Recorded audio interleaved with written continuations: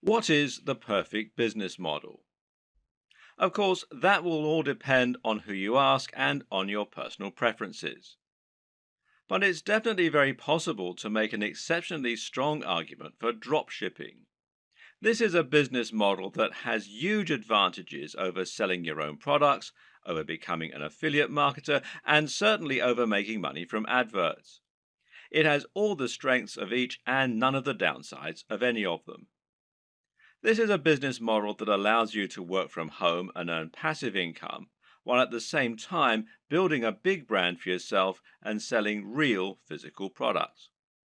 So, why isn't everyone getting involved in dropshipping already? Why do so many people still choose to make money as an affiliate marketer instead? Well, the answer is simple. A lot of people still don't know what dropshipping is or how to get involved in it. Of course, this video series is going to change all that and help you to understand what dropshipping is, why it's so beneficial, and how to get started with it.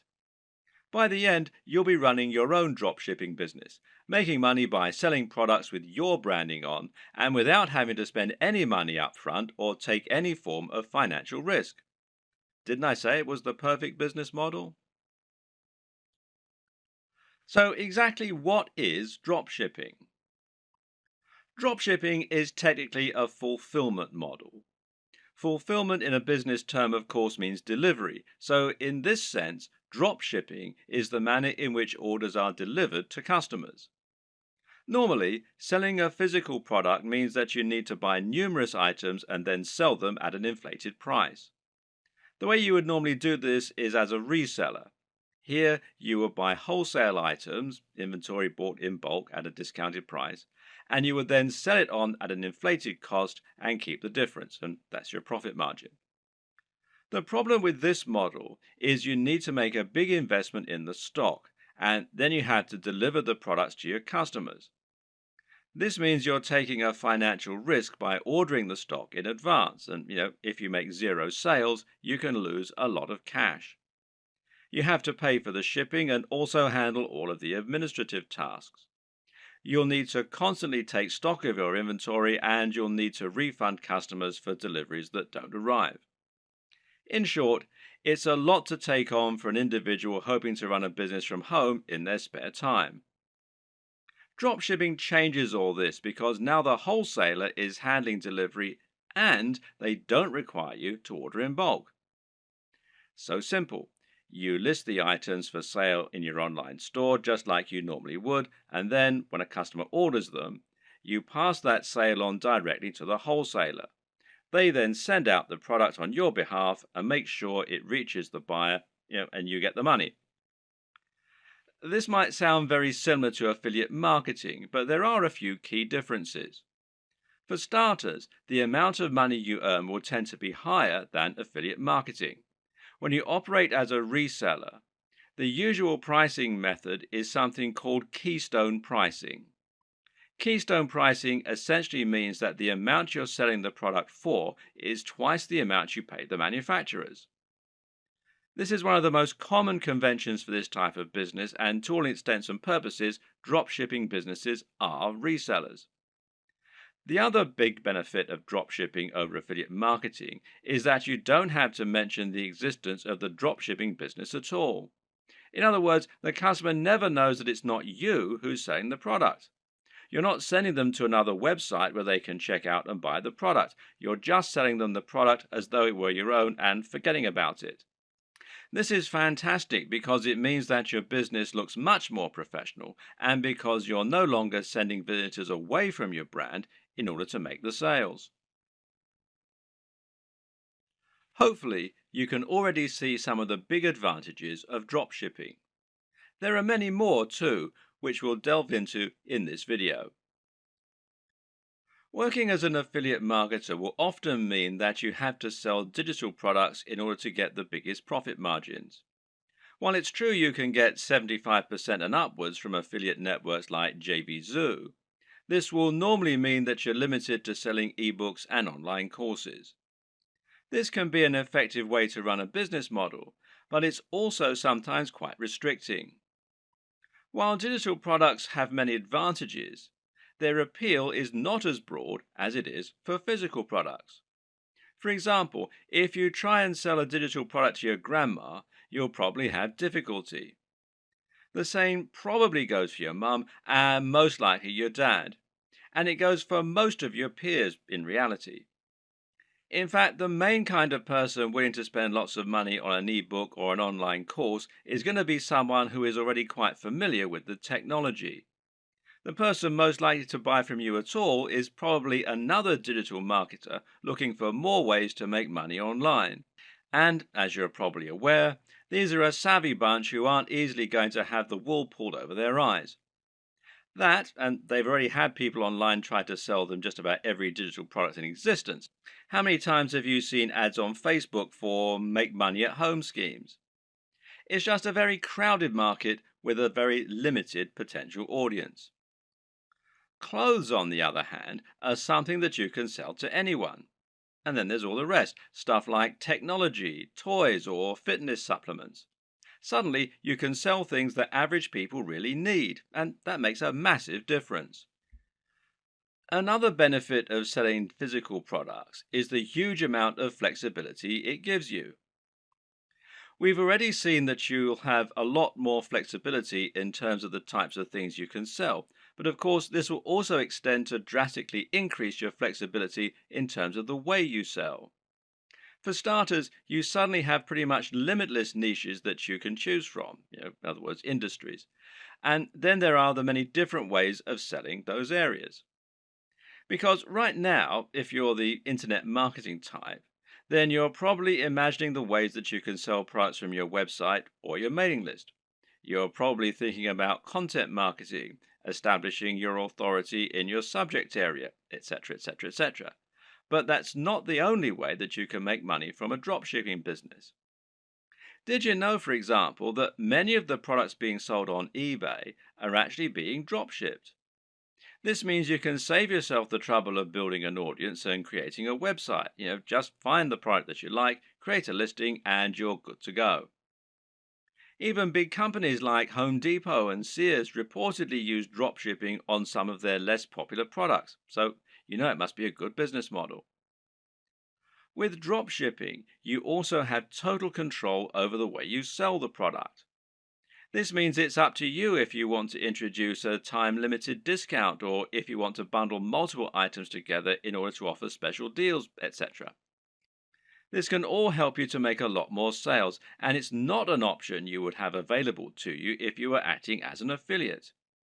In that scenario, the product owner would set the price and you would have no option other than to go along with it. We've already seen that you can reduce the risk by dropshipping. There's less risk than reselling here, but there's also far less risk than selling your own product. That's because creating your own product would involve a lengthy and stressful process of designing the product specifications, working with factories, and then spending lots of money on materials, etc. None of this is to say it's not impossible, it's just a huge amount of risk. With drop shipping, you don't have any of this risk because you're not spending upfront investment. You simply find the product you want to sell and then promote it. But there's another way that you can reduce risk with drop shipping too, which is by picking a product that's already highly popular. By finding products that you know are already selling very well and are very in vogue, you can completely minimize the possibility that your product won't sell. Now you're selling products that will sell in droves. You just need to find the people who are buying and make it easy for them. Perhaps the biggest advantage of the dropshipping business model, though, is one that many people don't even consider. As mentioned, dropshipping has the benefit of allowing you to keep the actual manufacturer stroke fulfillment company as a silent partner. They will send out the products on your behalf, but as far as the customer is aware, they bought it directly from you.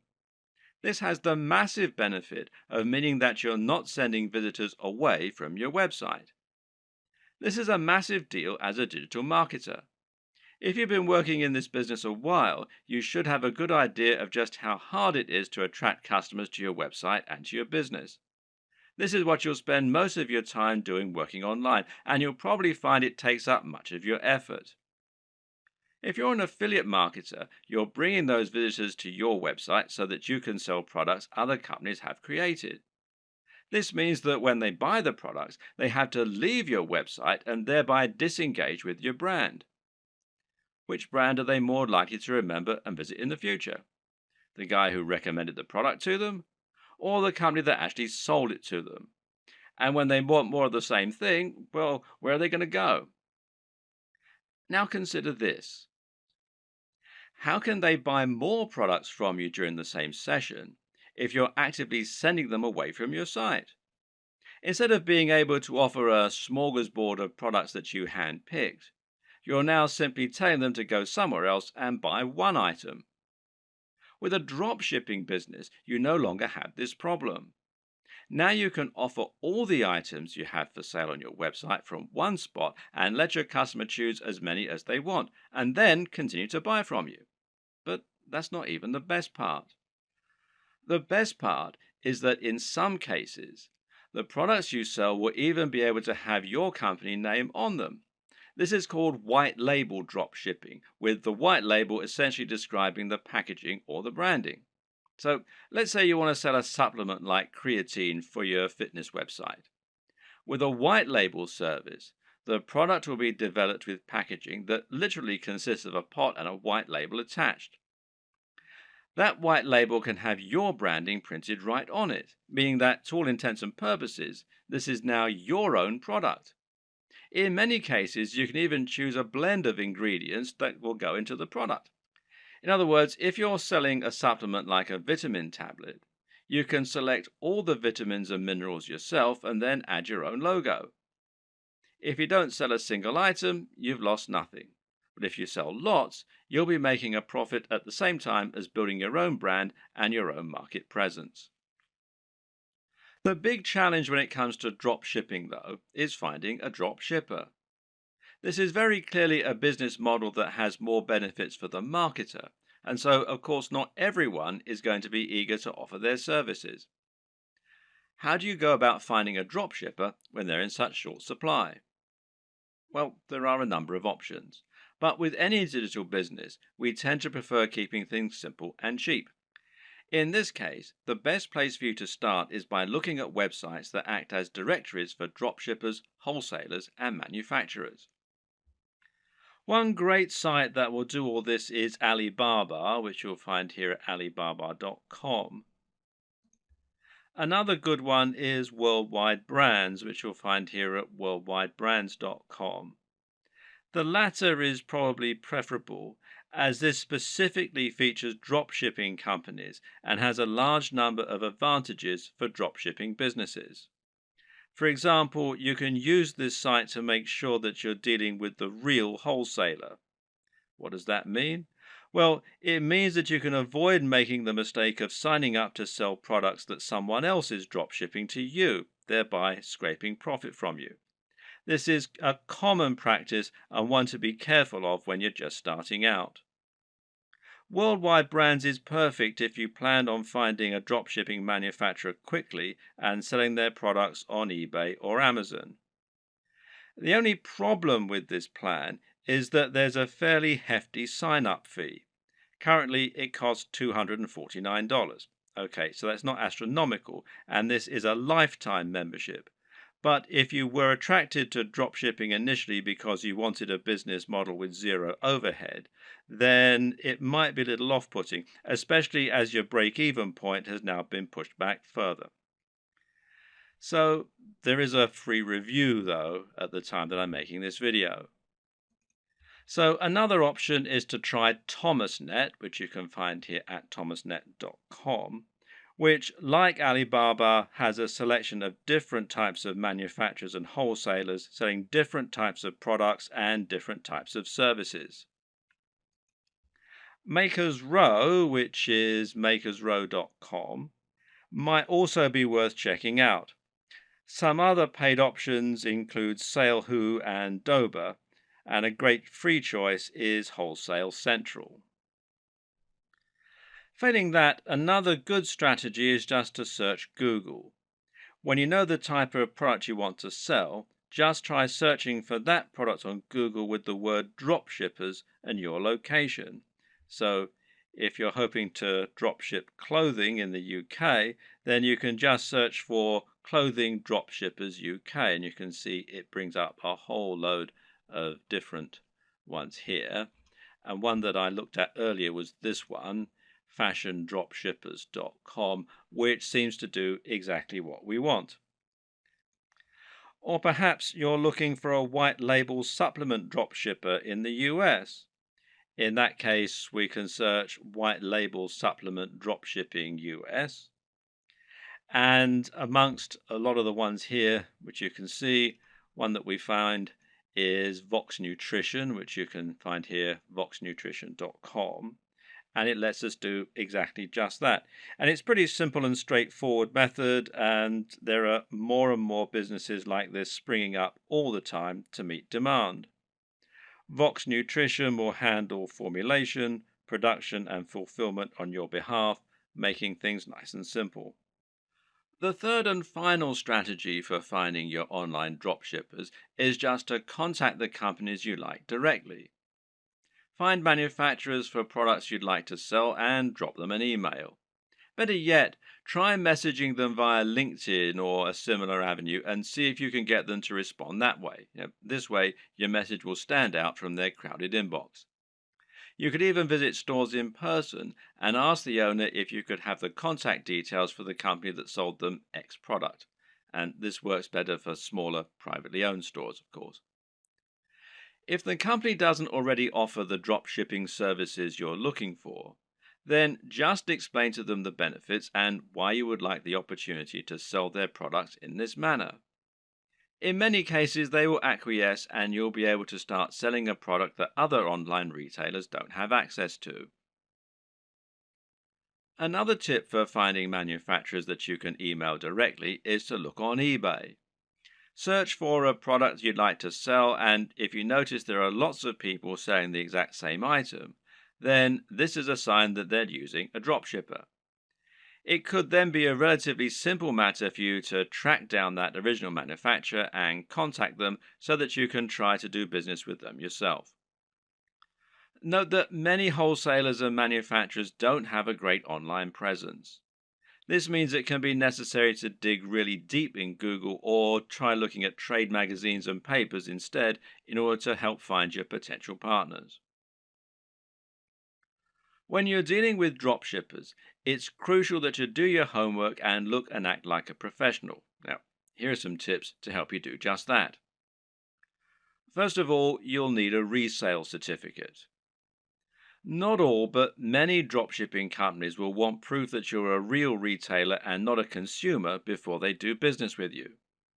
Their concern is that consumers will simply claim to be dropshippers or resellers so that they can get items on the cheap.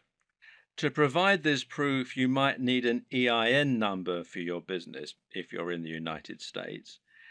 And you can find out more here at the IRS website.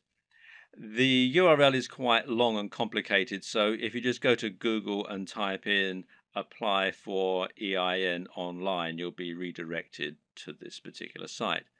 Now, in other countries, obviously the regulations are different, so you need to look at the tax authority for your country. But again, a search in Google should be enough to point you in the right direction.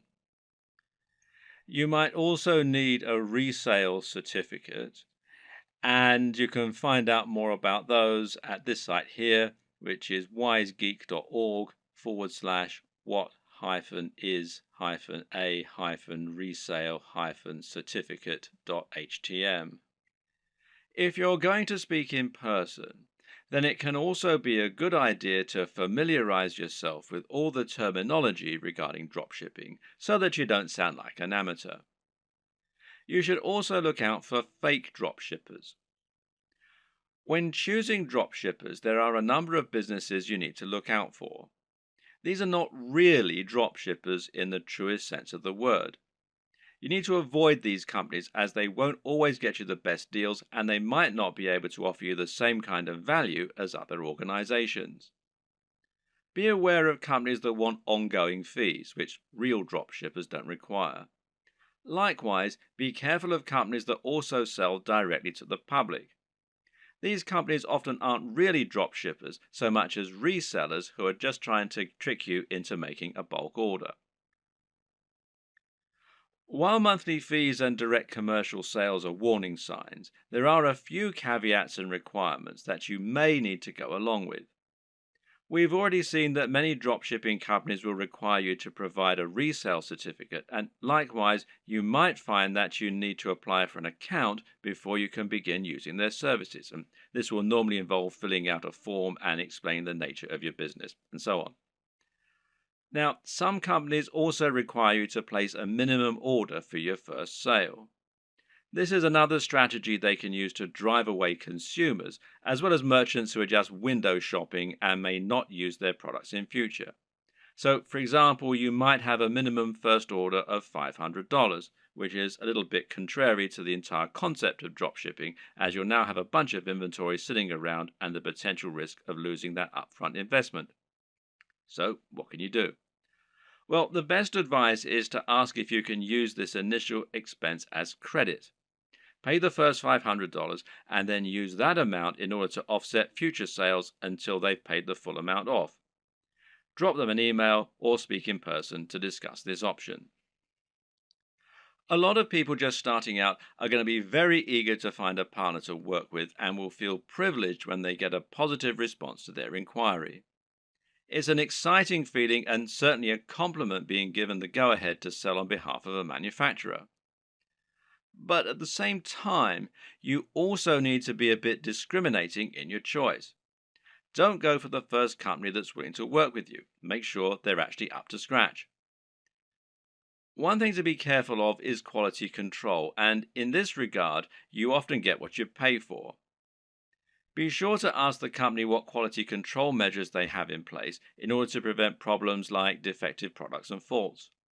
Likewise, speak with them regarding their delivery times and packaging. Remember that it's your reputation that's going to be riding on the quality of their products and service, so you need to ensure that you're happy with it. Another tip in this regard is to always ask for a sample of the product. If you have demonstrated their ability to sell and they truly are a big business, they should see it as a very small investment to provide a sample of what they're selling. And if they won't, then order a product yourself as a customer. You really don't want to put your name to anything that you haven't personally checked out first. Now you have the basic idea of how dropshipping works and how you need to get started. You can begin to think about how you're going to build your own business. This all begins with choosing your product and choosing your industry or niche. The product, of course, is going to be the item that you intend to sell, and this is going to be dictated by the industry or niche that you choose to enter. An industry or niche is the subject matter that you intend to write on and the industry that you want to operate your business in. This is important. The choice is going to impact on everything from the price of your products to the type of person you'll be selling to the type of businesses you'll be working with.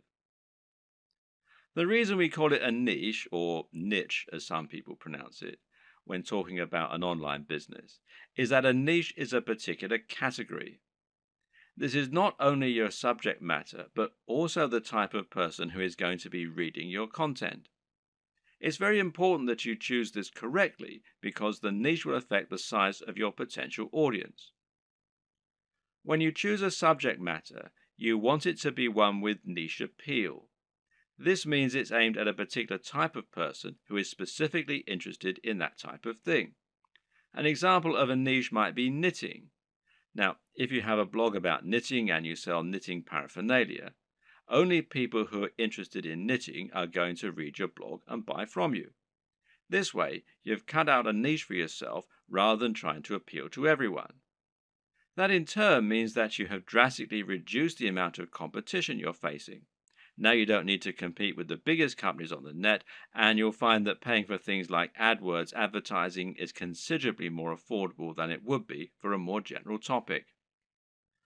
Likewise, getting to the top of Google for relevant keywords like buy knitting gear online is going to be far easier than trying to get a general e-commerce keyword like shop online. The latter will put you up against mega companies like Amazon and pretty much every other online business on the net.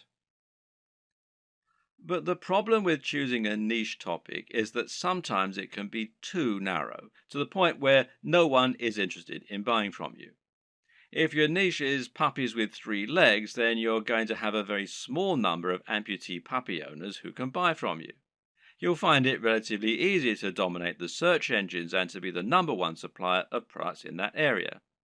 However, once you've sold to all 200 readers, well, you've pretty much reached the limit of what you can sell.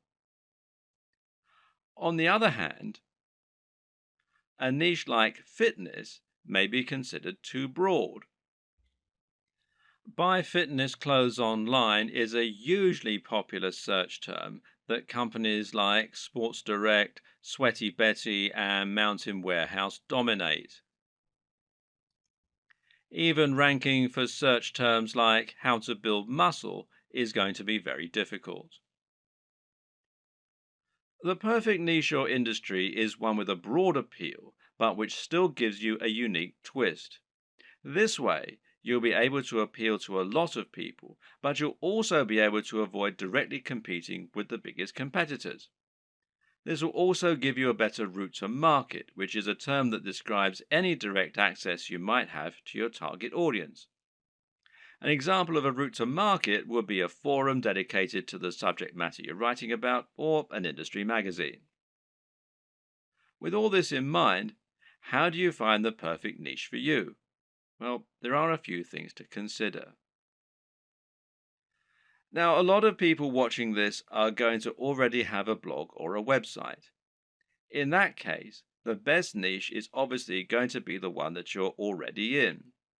All you need to do is simply pick a product that your current readership will enjoy. You should already have their trust, so all that's left to do is to offer them products and explain how and why they can benefit from them. Then there's an area you're already interested in. This will often align with the last point, but you should always pick a niche that you find personally interesting. This makes a gigantic difference to the quality of the content you put out, to your ability to pick the best products, and more. Remember, as a blog owner, you're going to be required to write thousands of lines of content on this subject in order to demonstrate your expertise and to gain the trust of your voters. If you don't know anything about the niche, this is going to come across in your writing and you're going to find it a very dull job.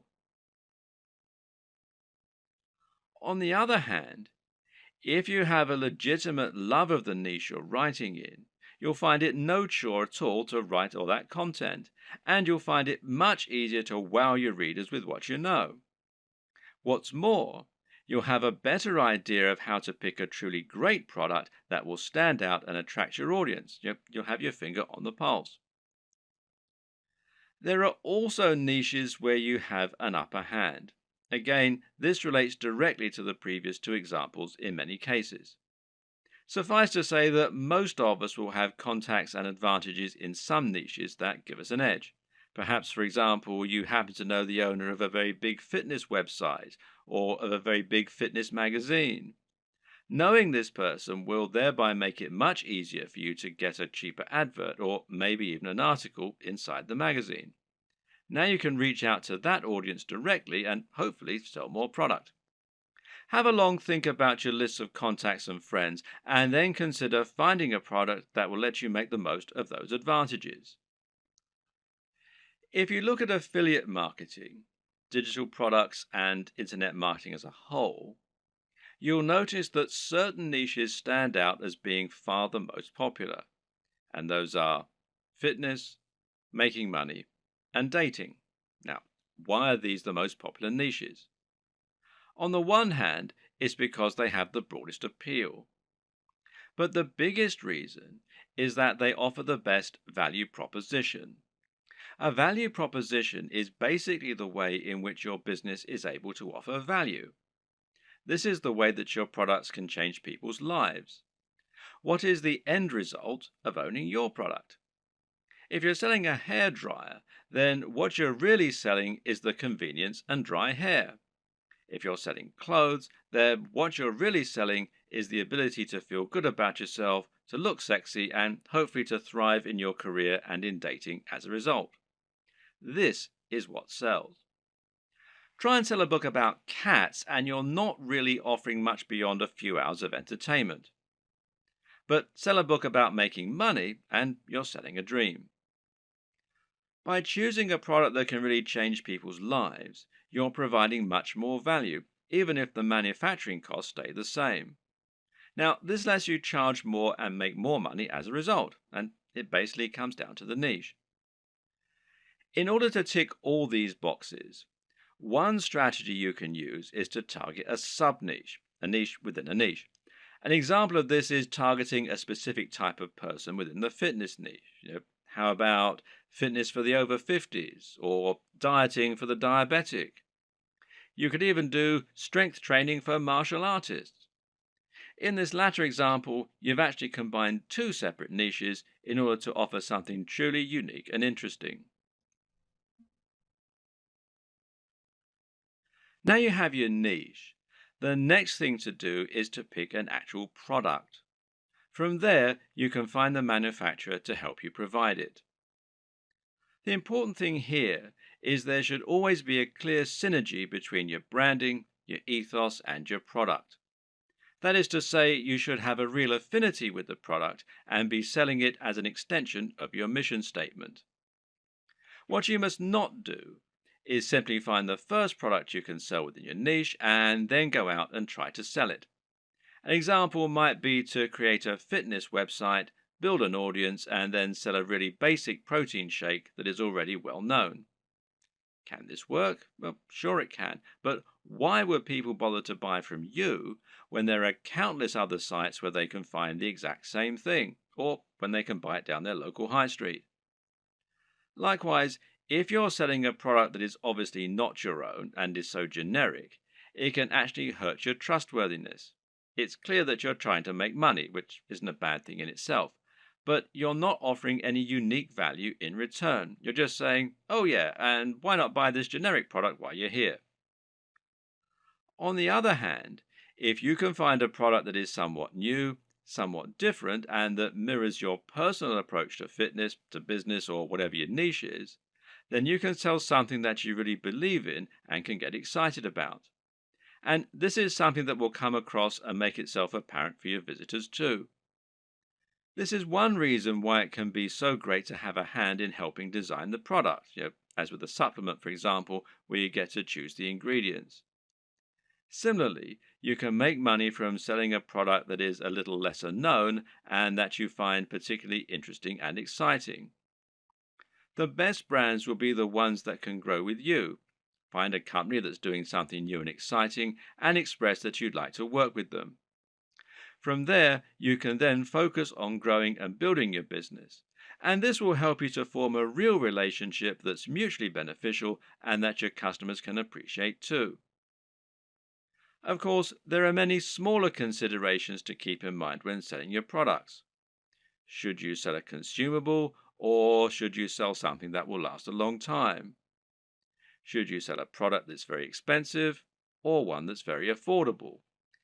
In the video on e-commerce and pricing, we'll discuss this in more detail, but suffice to say that it can make a lot of sense to sell multiple products in future, as that way you'll be able to benefit from multiple different types of business model and you'll be able to draw in a wider range of buyers. Having a range of prices means you can cater to people with all kinds of budgets and build some loyal customers who might increase their average spend with you over time. For example, a cheap consumable has the distinct advantage of being something that will keep your visitors coming back. If you sell a protein shake, for instance, then your buyers will probably want this about once every month.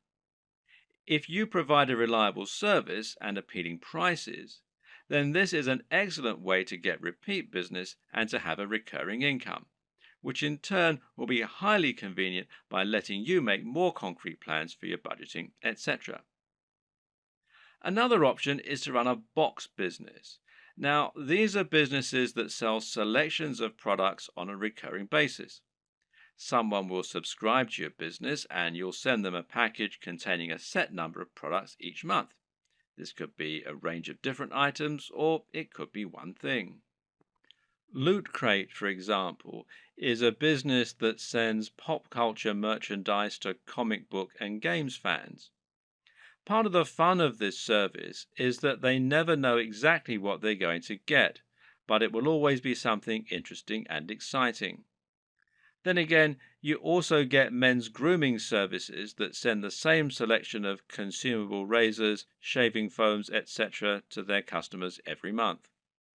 This is a different way to create your dropshipping business, one that allows you to add some real extra value and also to promote the products of your partners in an exciting way.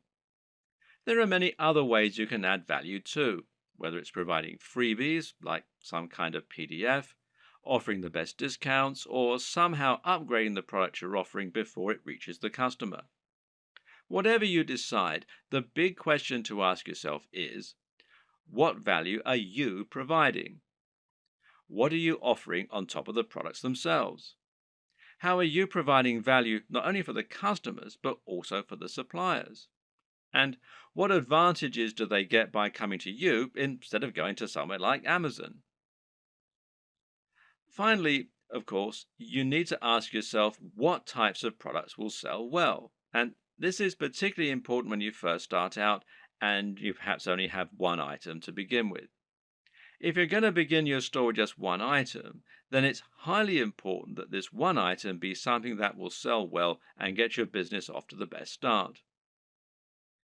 And the best way to do this is to pick something that has a very clear function and which is easy to explain.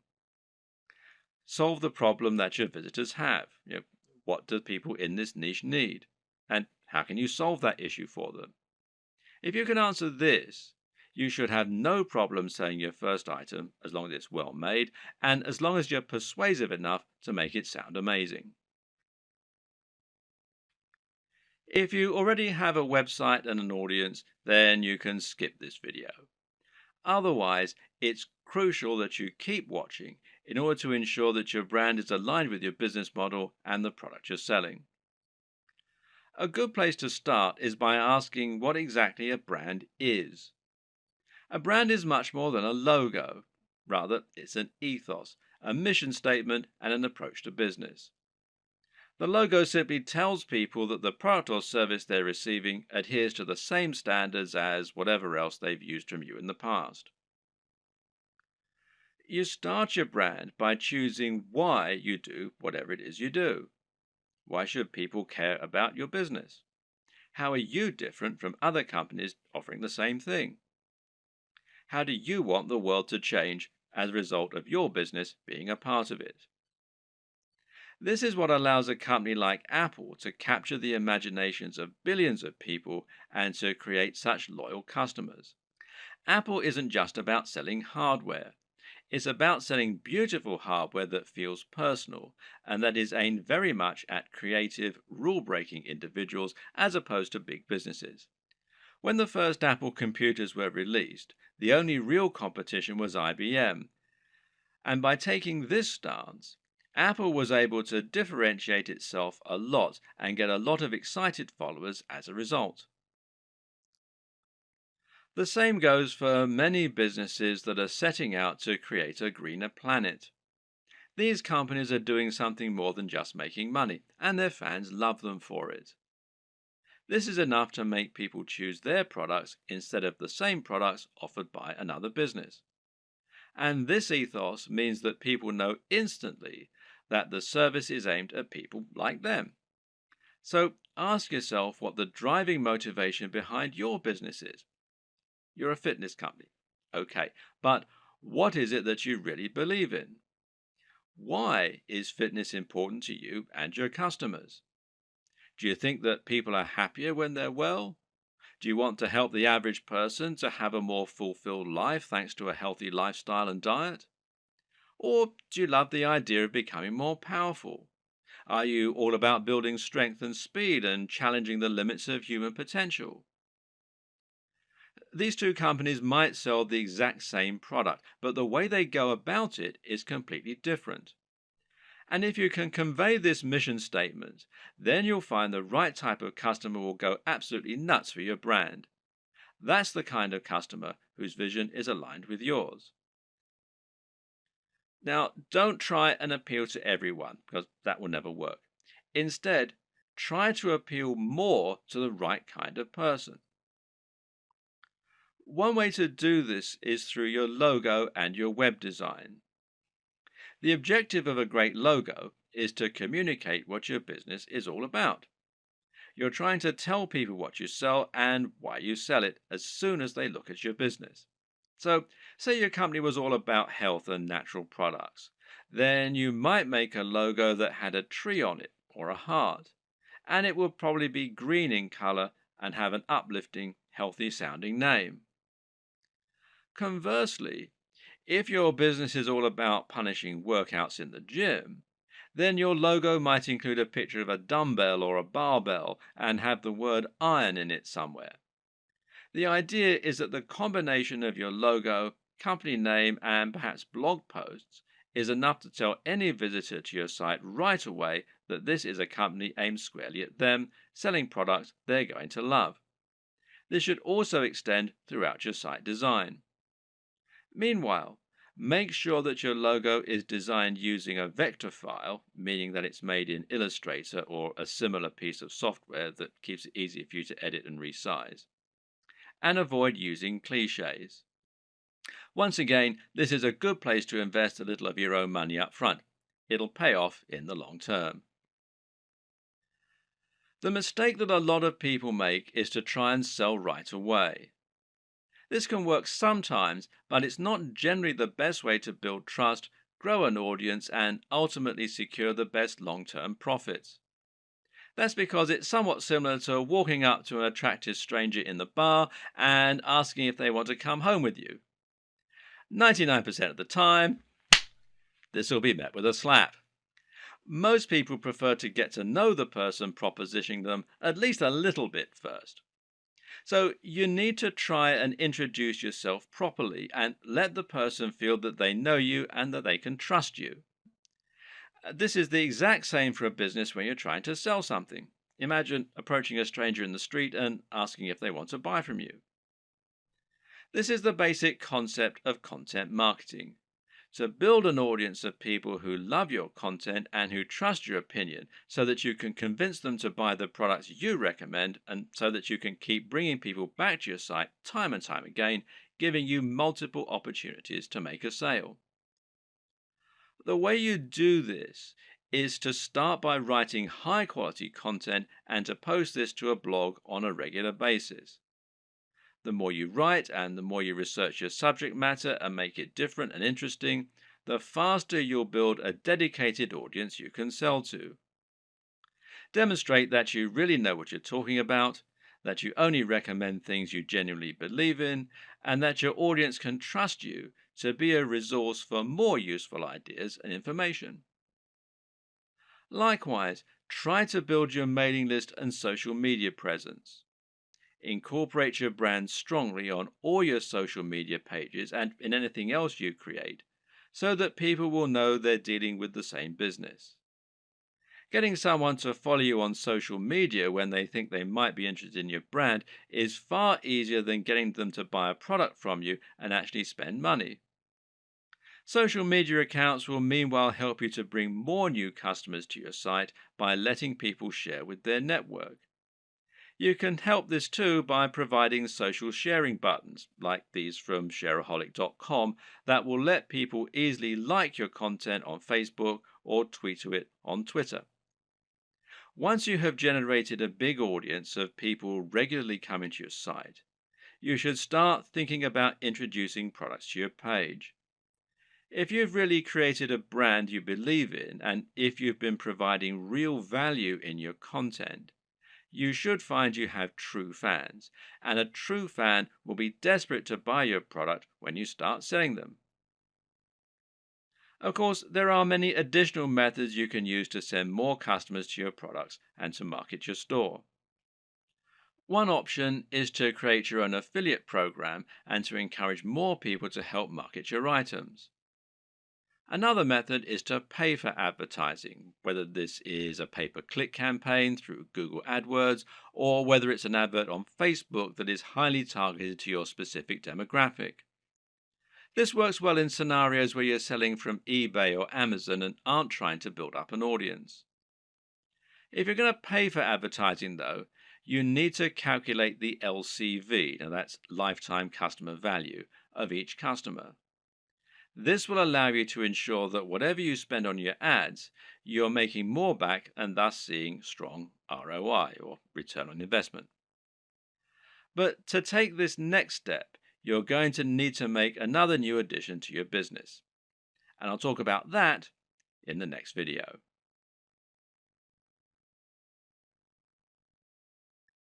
Once you've chosen your products and niche and built an audience, the next step is to create your own e-commerce store. This is an online storefront where you can show your different items and encourage sales. Being successful here is not just a matter of choosing the right design to begin with, but also thinking about how you're going to arrange and price your items to help them move. This ultimately comes down to a lot of psychology. When it comes to e-commerce website design, there is a single overriding goal which isn't always true of a regular site design. Of course, that objective is always to try and increase sales and increase profits, and this is probably actually more important. You'll also want it to look attractive, to be functional and easy to use, and to represent your brand in the right manner. But this is really just in service of creating a web design that helps you to make more sales. This means every single element in your site design should be encouraging more sales and pointing users in that direction. The old adage here is that good design should communicate and not decorate. If an element of your design isn't somehow getting people to keep browsing your store or to click on the buy button, then it has no place in your design. If you use the right development company or a good e-commerce builder or template, you should find the experience and expertise of the professionals informs their decisions and results in the best possible turnover and profits for you. In this regard, it's always worth spending a little more on a professional theme or on a proper development company. Unless you're a professional designer yourself, you won't be able to compete with an entire organization made up of experts who have the very best tools and the most experience.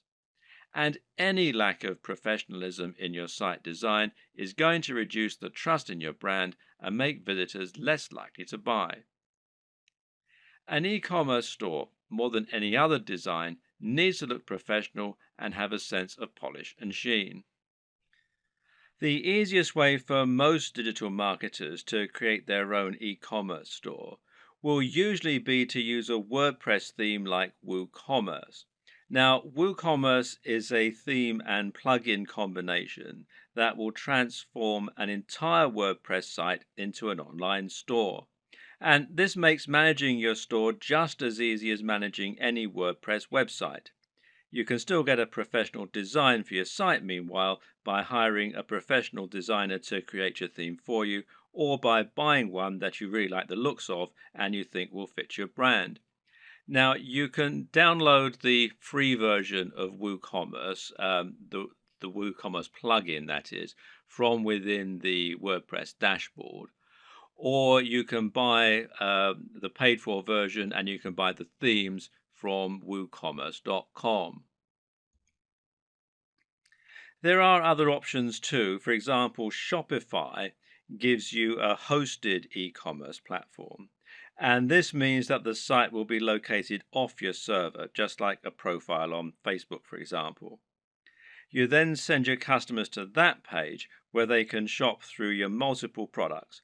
And this can help make things a little easier and simpler to run. But it does ultimately mean that you lose a little of the freedom and flexibility that comes, with terms of your website design and how it all looks and how it all works, etc. And there are local versions, the Shopify.com if you're in the US, shopify.co.uk if you're in the UK, and there are some other local versions as well. Now, do bear in mind that this is a paid for service, but there is a 14-day free trial at the time that I'm making this video. Either way, through choosing a well-known platform such as one of these, or Magento, which is magento.com, or BigCommerce, which is bigcommerce.com, will mean that you can find a large amount of support, free themes, plugins, and more that will help you sell.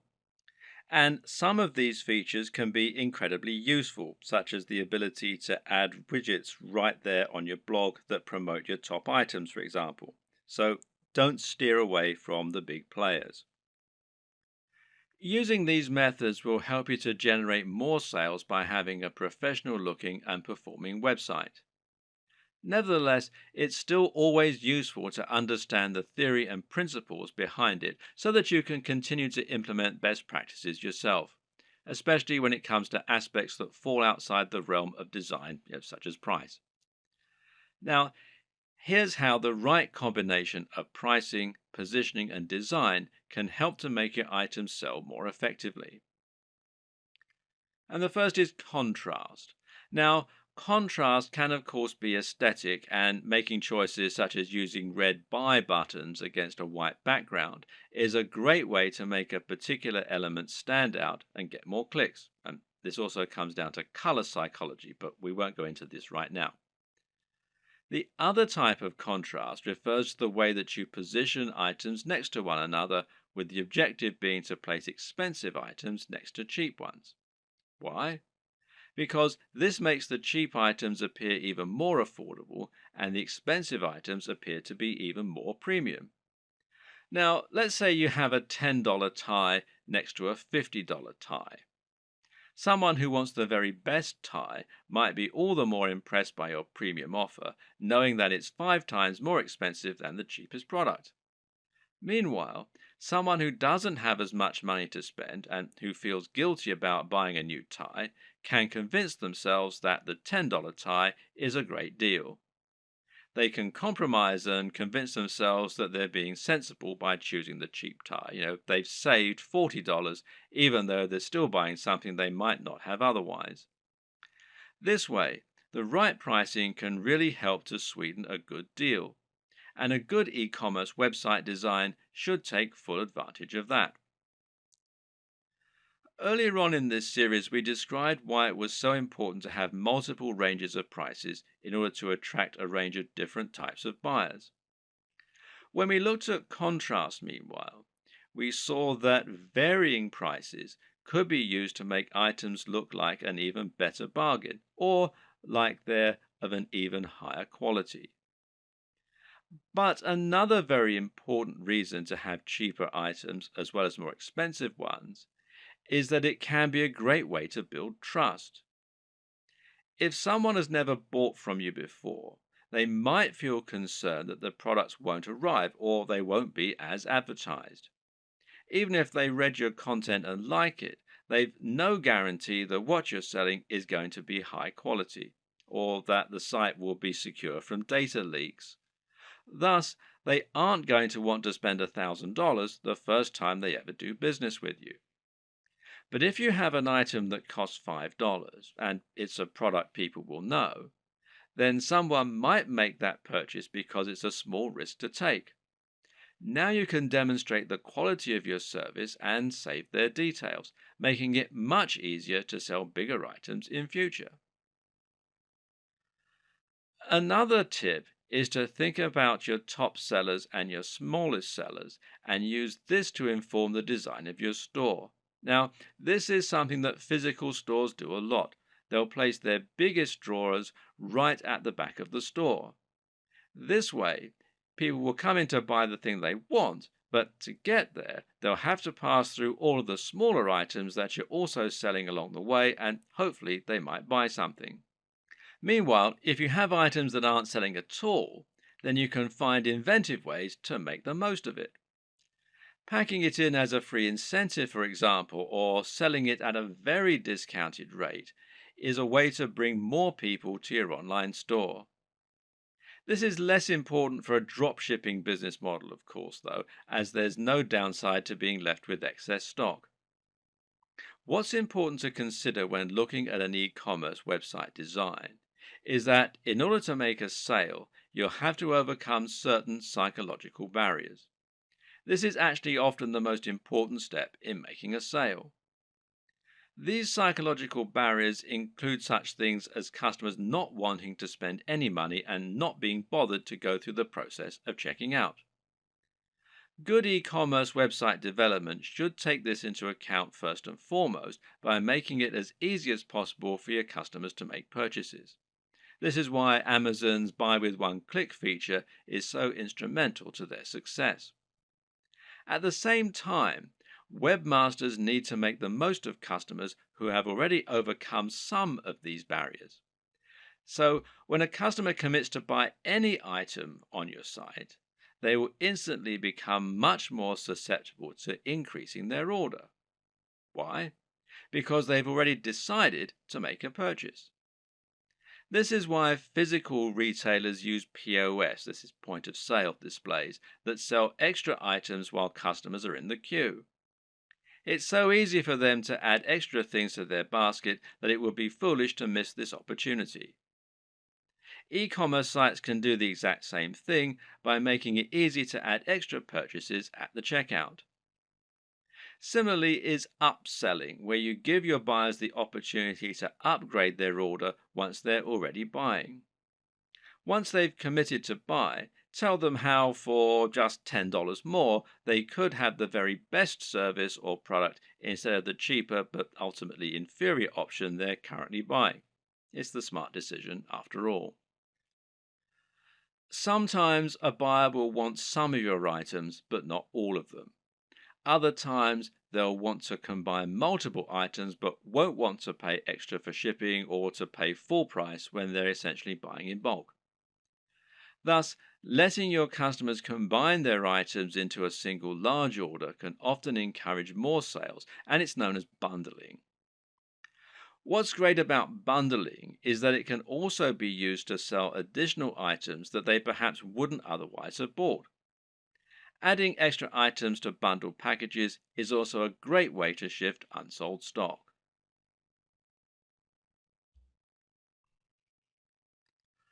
One aspect that can help you to boost your sales is so big and important that it needs its entire own video, and that's your persuasive writing.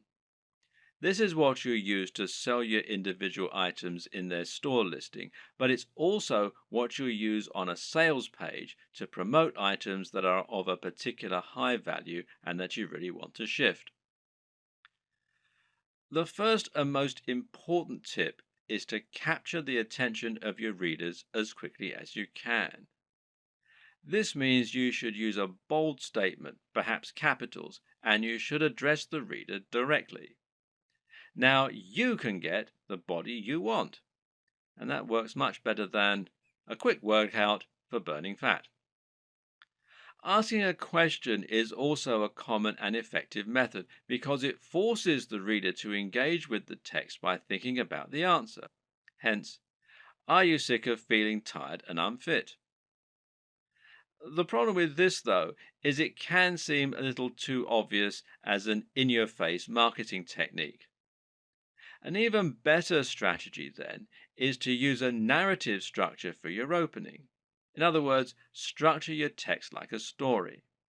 That way, people will want to know what happens next, and the text will seem inherently much more interesting. This is true because we're so used to reading stories. We've been listening to stories for centuries, and as a result, they're always an effective tool for getting people to listen. They're also easier to make emotionally resonant. A great opening might be, I was unhappy with my body and looking for answers. Little did I know the solution would lie in an ingredient found in most diets already. You should also use headers and enable skimming. The reason this point is so important is that most people are in a huge hurry, especially online. Attention spans are short and no one wants to wait around to read a huge ream of text that's just trying to sell them something. Another way around this issue is to make your text skimmable. A good way to do this is to use lots of headings. Ideally, a visitor should be able to just read your headings and still understand the entire pitch. Addressing the reader directly is particularly useful because we have evolved to pay attention to things we think concern us. At the same time, though, you should also take this further by thinking of more ways that you can use to make your text personal. In particular, this means using a personal interest story. Explaining how your product works by saying how it has helped someone else or even you. And this works much better because it means the reader will be able to imagine how it's going to affect their life, and because they'll be more likely to connect with what you're offering on an emotional level. Earlier in this series, we discussed the importance of value proposition. This is something you should always keep in mind when selling. How do you make the product applicable to the reader? How do you give it emotional weight? Well, try to get them to imagine what life will be like once they have your product, and this will make them want it more. When someone reads your text, they're going to know you're trying to persuade them, and so they'll be on the defensive. They'll be thinking of all the reasons why what you're saying probably isn't true. But you can combat this by addressing each concern in your text. Try and second guess what the reader might be thinking, and then explain why this needn't be a concern. This also means trying to come up with solutions to the most common barriers to sale. These are the psychological barriers that prevent people wanting to buy, such as the risk element. We've already seen one way you can get around that by selling products from a trustworthy site and selling cheaper items first. Another tip is to make sure you have a full money back guarantee. This is something people won't often use, but knowing it's there will help you to make many more sales. You can also try to combat buyer's remorse, which means taking away the feeling of guilt people get by spending money. Using the contrast technique is one way to account for this. Another is to describe your product as an investment.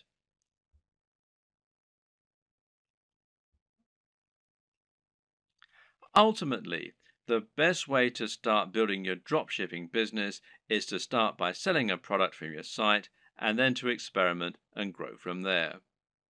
The exact strategies you use are going to depend usually on the nature of your website, your audience, and your goals. It's up to you to find your way, to see what works, and to tweak and evolve your business over time. Hopefully, this video guide has given you all the tools you need to get started. You should now have a strong idea of how a dropshipping business works and how to get started. And you should now have a grasp on how to encourage products to grow, how to choose items that are likely to sell, and how to find the right market and audience for what you're selling.